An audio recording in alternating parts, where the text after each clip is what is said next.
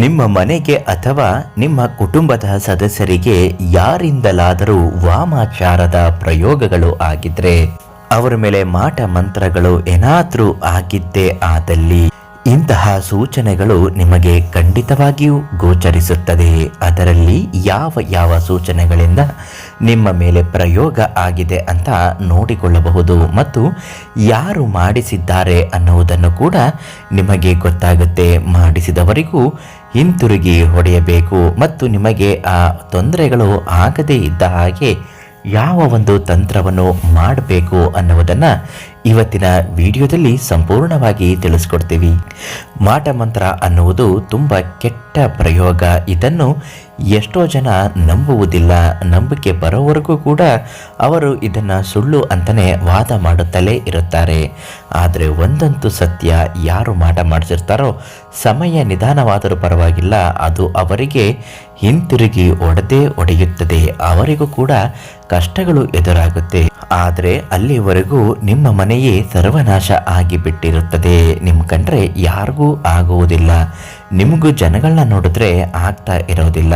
ಮನೆಯಲ್ಲಿ ಸದಾ ಕಿರಿಕಿರಿ, ಹಿಂಸೆಗಳು, ಓದುವ ಮಕ್ಕಳಿಗೂ ಕೂಡ ವಿದ್ಯಾಭ್ಯಾಸದಲ್ಲಿ ಕುಂದು ಕೊರತೆಗಳು ಆಗುತ್ತಿರುತ್ತದೆ. ಇದ್ದಕ್ಕಿದ್ದ ಹಾಗೆ ಸಾಲದ ಸಮಸ್ಯೆಗಳನ್ನು ಎದುರಿಸುವಂತಹ ಪರಿಸ್ಥಿತಿಗಳು ಉಂಟಾಗುತ್ತೆ.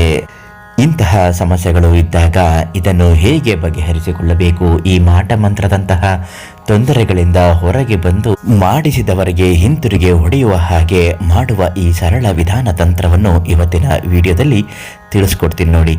ಒಂದು ವೇಳೆ ಇಂತಹ ಸಮಸ್ಯೆಗಳು ಎದುರಾದಾಗ ಮೊದಲಿಗೆ ನೀವು ಮಾಡಬೇಕಾಗಿರುವುದು ಖಾತ್ರಿಪಡಿಸಿಕೊಳ್ಳಿ. ಅದು ಹೇಗೆ?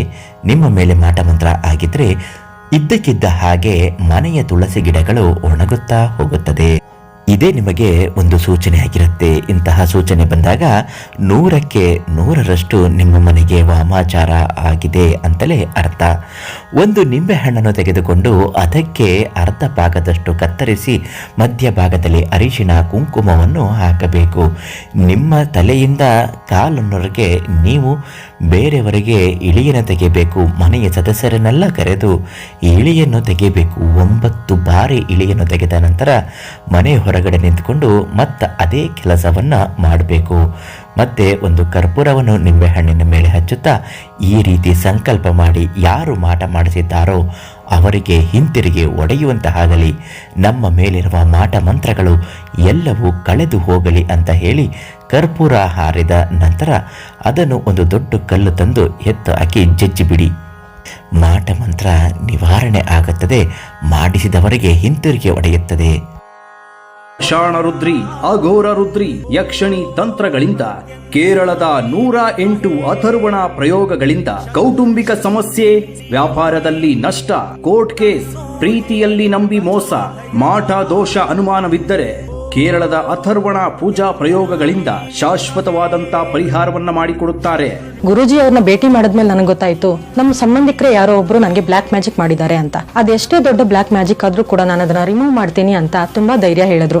ನನ್ನ ಗಂಡ ನನ್ನಿಂದ ದೂರ ಆಗ್ಬಿಡ್ತಾರೆ, ನಂಗೆ ಡಿವೋರ್ಸ್ ಕೊಟ್ಬಿಡ್ತಾರೆ ಅಂತ ನಾನು ನಿಜವಾಗ್ಲೂ ಹೆದರ್ಕೊಂಡ್ಬಿಟ್ಟಿದ್ದೆ. ಗುರುಜಿ ಅವರಿಂದ ನನ್ನ ಜೀವನದಲ್ಲಿ ತುಂಬಾ ಬದಲಾವಣೆಗಳು ಕಂಡವು. ಖಾಯಂ ಮನೆ ವಿಳಾಸ: ಶ್ರೀ ಶೃಂಗೇರಿ ಮಠ ಸಿಗ್ನಲ್, ಚಾಮುಂಡೇಶ್ವರಿ ದೇವಸ್ಥಾನದ ಎದುರು, KR ಎಕ್ಸ್ಟೆನ್ಷನ್, ತುಮಕೂರು. ದೂರವಾಣಿ ಸಂಖ್ಯೆ 98444666 906.